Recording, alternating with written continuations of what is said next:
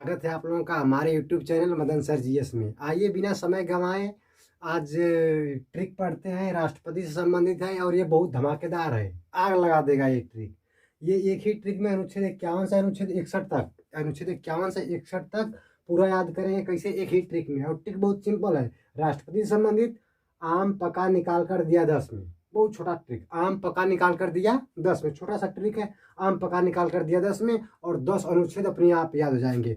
राष्ट्रपति का कितना तनख्वाह मिलती है, कितना वेतन भत्ता इसका है, कितना समय राष्ट्रपति रह सकता है, कब इमरजेंसी लगा सकता है। और ये देखिए पढ़ते हैं, आम पका निकाल कर दिया 10 में। देखिए अनुच्छेद 51, अनुच्छेद 51 में क्या है?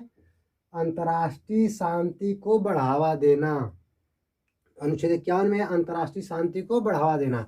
अंतर्राष्ट्रीय शांति को बढ़ावा देना अर्थात इनकी सुरक्षा समृद्धि सब। देखिए अनुच्छेद 51 वास्तव में तो अनुच्छेद 52 से 61 तक राष्ट्रपति रहता है, लेकिन अनुच्छेद 51 और 51 का गोपनीय रूप से, और या कहा जाए जो इनका मालिकाना हक होता है राष्ट्रपति के हाथ में होता है। अनुच्छेद 51 में अंतर्राष्ट्रीय शांति को बढ़ावा देना, अंतर्राष्ट्रीय शांति सुरक्षा समृद्धि, ये अनुच्छेद 51 में। यदि प्रश्न पूछे कि Bharat UNO United Nation of Organization UNO का सदस्य भारत किस अनुच्छेद के अंतर्गत बना था? तो 51 के अंतर्गत। किस अनुच्छेद के अंतर्गत? 51 के अंतर्गत। ये अगला म, आ के बाद हो गया म से मूल कर्तव्य 51 का। देखिए अगर कोई संविधान के भाग या अनुच्छेद के लास्ट में क लिखा हो तो 21 क को छोड़कर वो सारा 42-76 में जोड़ा गया है। 42वां संविधान संशोधन 1976 में जोड़ा गया है। देखिए म से मूल कर्तव्य भाग 4 का 51 क में लिखा गया है। अब मूल कर्तव्य के उल्लंघन करेंगे हम लोग तो हमें कोई सजा का प्रावधान नहीं होगा, लेकिन अगर हम लोग मूल कर्तव्य का उल्लंघन करेंगे तो कोई सजा का प्रावधान नहीं होगा। लेकिन ये उल्लंघन करते समय कोई न कोई नियम अथवा धारा का उल्लंघन कर देते हैं जिससे हमें सजा मिलती है।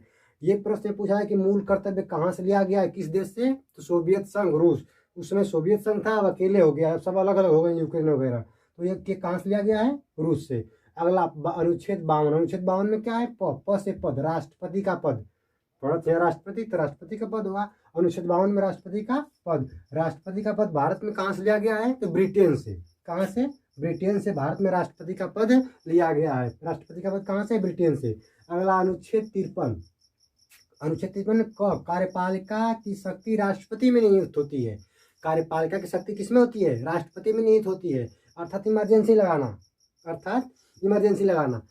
एक दिन भाई हम कुल पढ़त रहा सुबह वाला बैच में, ब्रेक के बाद हमारे क्लास लगे, गुरुजी ब्रेक के बाद लगे ले रहा हूँ। ब्रेक के बाद जाए तो कुछ लड़का घर ही चल गल रहा हूँ। एक दिन एक लड़का बैठा गल, कहीं भैया ना समझ आवला था, हम 2-3 बेर समझा दे और करी, घरे कहाँ चल जाला लोग।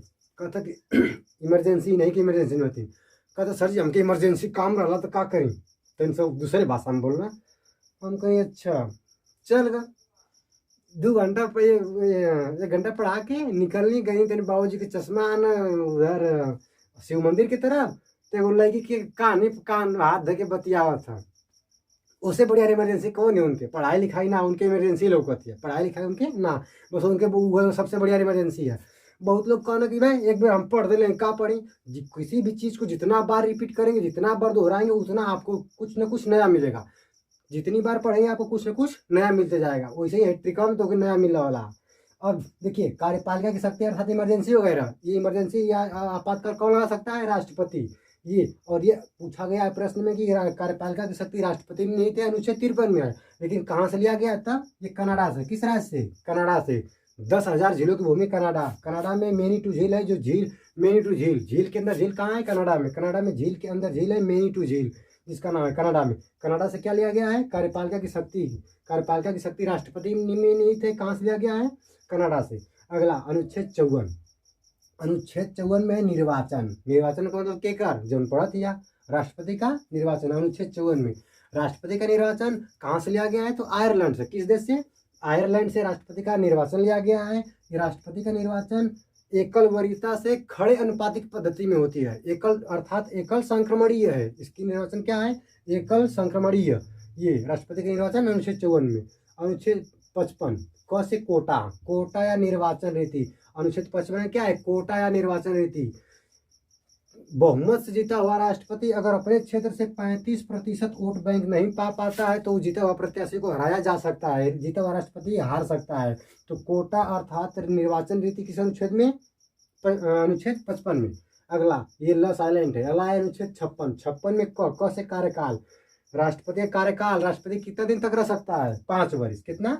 5 वर्ष तक राष्ट्रपति रह सकता है। और राष्ट्रपति कितने वर्ष तक रह सकता है? 5 वर्ष तक। राष्ट्रपति का कार्यकाल कितना है? 5 वर्ष। इसके पहले भी त्याग पत्र दे सकता है, मृत्यु हो सकती है तो ये फिर ये चुनाव हो जाएगा। ये अगला अनुच्छेद 57। अनुच्छेद 57 कई बार पूछा गया है कि अनुच्छेद 57 का 2 बार प्रयोग करने वाले राष्ट्रपति कौन है? अनुच्छेद 57 का 2 बार प्रयोग करने वाले राष्ट्रपति कौन है? तो ये है राजेंद्र प्रसाद। अनुच्छेद ये 57 का 2 बार प्रयोग करने वाले राष्ट्रपति कौन है? यह डॉक्टर राजेंद्र प्रसाद। राजेंद्र प्रसाद मतलब दोबारा निर्वाचन, 10 से दोबारा निर्वाचित होने वाले राष्ट्रपति कौन है? राजेंद्र प्रसाद। और राजेंद्र प्रसाद 99.5 मतलब 99.5% वोट अकेले पौले रहा जब दोहरा के जब चुनाव जीतलना। और इनके विपक्ष में एस.एन. दास इनके विपक्ष में एस.एन. दास चुनाव लड़ना। गठबंधन में 0. देखा जाए हर जीरो रहेगा 0.04 मतलब 0.04% वोट ई पहले रहा और कोई दूसरा पार्टी पहले रहा। 99.5% वोट के लिए कौन पाए थे? ये कौन? राजेंद्र प्रसाद। दोबारा निर्वाचन में दोबारा निर्वाचित होने वाले पहले राष्ट्रपति राजेंद्र प्रसाद। अगला य से दिया, 10 से 10 ये हो गया। दोबारा निर्वाचन। य से योग्यता। राष्ट्रपति की योग्यता क्या होनी चाहिए? राष्ट्रपति की योग्यता होनी चाहिए, पढ़ा लिखा आवश्यक नहीं है, कक्षा 1 पास है राष्ट्रपति बन सकता है। लेकिन जो व्यक्ति डीएम चाहे एसडीएम हो गया है वो व्यक्ति कभी नहीं बन सकता है, क्योंकि वह लाभ का पद है। ये वो क्या है? लाभ का पद। योग्यता, इसकी योग्यता कि भारत का नागरिक हो, पागल दिवालिया न हो, और यह 15,000 रुपये। जमानत राशि क्या होती है? जमानत राशि को रख कर आरबीआई के पास 15,000 रुपये जमानत राशि रख कर राष्ट्रपति चुनाव लड़ता है। अगर जमानत जब्त हो गई तो पैसा उनका क्या? पैसा खत्म, राष्ट्रपति का पैसा क्या हो गया? समाप्त हो गया। ये जमानत राशि की इनकी कितनी होती है? 15,000 रुपये। RBI reserve bank of India को 15,000 रुपये आरबीआई के पास रखना पड़ता है राष्ट्रपति को। और इनकी राष्ट्रपति की उम्र कितना होनी चाहिए? 35 वर्ष। राष्ट्रपति निर्वाचित होने के लिए उम्र कितना होनी चाहिए? 35 वर्ष उम्र होनी चाहिए। और एक संगे 50 ठो अनुमोदक या और 50 ठो प्रस्तावक। अनुमोदक मतलब फलाने जिंदाबाद, फलाने मुर्दाबाद, जन बतिया होना कुछ। 50 ठो अनुमोदक होने चाहिए जो लोग जाके फलाने जिंदाबाद, भाई चुनाव निशान जिंदाबाद जो लोग बोलते हैं ये। और 50 ठो ये होते हैं प्रस्तावक हुए। अनुमोदक जो साइन करेगी नहीं हम चाहते हैं कि फलाने प्रधानमंत्री बने, सॉरी ये राष्ट्रपति बने, ये अनुमोदक। 50 अनुमोदक, 50 प्रस्तावक, 35 वर्ष उम्र होनी चाहिए। और इसके खिलाफ ये क्या जो इन और इसके बाद और इसमें होनी चाहिए 15,000 रुपये जमानत राशि होनी चाहिए। रखेंगे किनके पास रखेंगे जमानत राशि? 15,000 रुपये जमानत राशि रखेंगे आरबीआई के पास, रिजर्व बैंक ऑफ इंडिया के पास। आगे है अनुच्छेद 58 में योग्यता थी। अनुच्छेद 59 में दशा और शर्तें और वेतन भत्ता। राष्ट्रपति को संसद के 365 कमरे 365 दिन के लिए मिलते हैं। एक कमरा 4.5 फीट लंबाई चौड़ाई में 6.5 फीट लंबाई चौड़ाई में एक कमरा में एक दिन सोने के लिए रहता है। 365 कमरे हैं। 365 कमरों में राष्ट्रपति 365 दिन तक सोता है। इसका ये भत्ता हो गया, वेतन हो गया, आवास, बीमा, ये सब शुल्क फ्री। इसके बाद इनकी दशा, शर्त और वेतन भत्ते अनुच्छेद इनमें 59 में पागल या दिवालिया न हो, भारत का नागरिक हो, भारत में, और ये सब दशा शर्तें किसमें? अनुच्छेद 59 में। अनुच्छेद 60 में क्या है? शपथ। अनुच्छेद 60 में राष्ट्रपति का शपथ। राष्ट्रपति को शपथ कौन दिलाता है? राष्ट्रपति को शपथ कौन दिलाता है? तो राष्ट्रपति को शपथ सीजेआई, मुख्य न्यायाधीश, भारत का मुख्य न्यायाधीश दिलाता है। अगर वो ना रही कहीं चल गए बाय द वे कोनो काम में तो वो अन्य 30 सुप्रीम कोर्ट में कुल कितने मुख्य न्यायाधीश, कितना जज बैठे ना? 30 थे, 31 थे। तो वो अगर एक मुख्य न्यायाधीश 30 थे अन्य वो चल गए तो और 30 जज में से जो ढेर वरिष्ठतम मतलब ढेर पुरानिया हुई, ढेर दिन को हुई, वो वरिष्ठतम आके उनको शपथ दिलाएगा राष्ट्रपति को। राष्ट्रपति को शपथ कौन? सीजेआई। अगर अनुच्छेद 61 में क्या है? महाभियोग किस देश कहाँ से लिया गया है? तो अमेरिका से लिया गया। महाभियोग राष्ट्रपति पर कहाँ से है? अमेरिका से लिया गया है। और राष्ट्रपति पर महाभियोग कहीं से भी शुरू हो सकता है, लोकसभा से चाहे राज्यसभा से चाहे संसद कहीं से। लेकिन उपराष्ट्रपति पर पूछे तब कंगना या महाभियोग केवल राज्यसभा से शुरू होता है। इस पर राष्ट्रपति पर कहीं से लोकसभा, राज्यसभा, उच्च सदन, निम्न सदन, संसद कहीं से शुरू हो सकता है। और सबसे पहले महाभियोग आया कैसे? 1861 में कैनिंग ने इसे पूर्ण रूप से पूर्ण मान्यता दी थी। सबसे पहले महाभियोग ये हुआ था, सबसे पहले भारत में महाभियोग वारेन हेस्टिंग्स के खिलाफ लगाया गया, जो गवर्नर जनरल था, जो ब्रिटेन में लगाया गया। अब हुआ कैसे, एक नंद किशोर ब्राह्मण था, नंद किशोर ब्राह्मण एक बात का नहीं, महात्मा गांधी सॉरी महात्मा बुद्ध से जामिल या जमाली पूछा था कि बताइए भगवान जहर क्या होता है। तो भगवान महात्मा बुद्ध ने कहा कि जो काम आवश्यकता से अधिक होती है वही क्या जहर होता है, जो काम आवश्यकता से अधिक वही जहर। जैसे खाना, 4 रोटी खाना है, 8 रोटी कोई खा ले वही जहर हो गया। पानी पीना है, साइकिल चलाना है 2 किलोमीटर, कोई 10 किलोमीटर साइकिल चला दे, 50 किलोमीटर साइकिल चला दे, जहर हो गया। तो हर एक काम आवश्यकता से अधिक हो जाने के बाद क्या जहर हो जाती है। अब नंद किशोर ब्राह्मण था, हमारे नेशनल आया था तो अपनी औरत को साथ लेकर आया था, ओकर साथ मार छोटी छोटी कपड़ा पहने वाली। नंद किशोर ब्राह्मण बार बार देखो, आवाज जय बेर आवाज जाती, एक बेर देख ले जात का, तो बार बार देखो कर मेरा कपड़ा पसारे निकलना, तो बार बार देखो के देखत जा देखत आवा। अब ये बहुत परेशान हुआ ये वारेन हेस्टिंग्स, और उसको फांसी पर लटका दिया। जब फांसी पर लटका दिया तो ये अधिकार उसको गवर्नर जनरल को नहीं था, ये किनको था, मुख्य न्यायाधीश को। तो एलिजा इम्पे पहला मुख्य न्यायाधीश था। तो अगर प्रश्न पूछे कि भारत में इस्तीफा देने वाला पहला मुख्य न्यायाधीश, तो एलिजा इम्पे।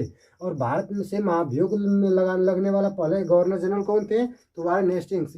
ये जाके एलिया इम्पे जब देखा कि अरे फांसी चढ़वा दिया, हमारा काम ये कर रहा है, यहाँ से इस्तीफा दिया।